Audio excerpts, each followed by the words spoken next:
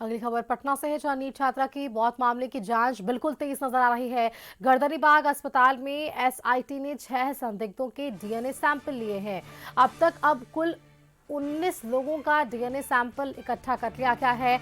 Magistrate की मौजूदगी में ये सैंपल लिए गए हैं। सैंपल लेने के बाद एसआईटी संदिग्धों को लेकर रवाना हुई है। पॉस्को एक्ट लगने की को लेकर भी जो तैयारियां हैं वो चल रही है। सूत्र ये दावा कर रहे हैं परिजनों से उपलब्ध दस्तावेजों के आधार पर छात्रा नाबालिग है। गृह मंत्री सबराज चौधरी खुद इस केस की निगरानी कर रहे हैं। पटना के शंभू गर्ल्स हॉस्टल्स में यहाँ नीट की ये छात्रा रहती थी, जहां अब एफएसएल की रिपोर्ट में छात्रा के कपड़े पर स्पर्म मिलने की पुष्टि भी हुई थी।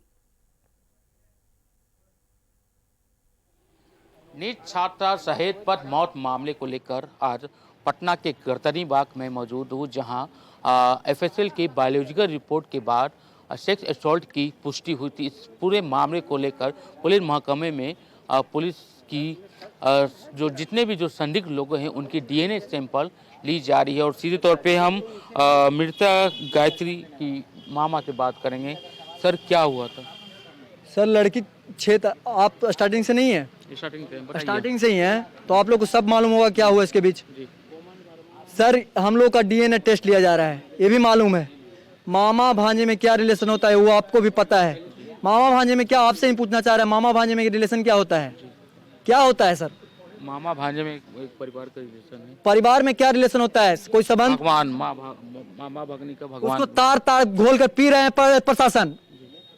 माँ पिता और बेटी में क्या रिलेशन होता है उसको घोल कर पी गए हैं इन लोग।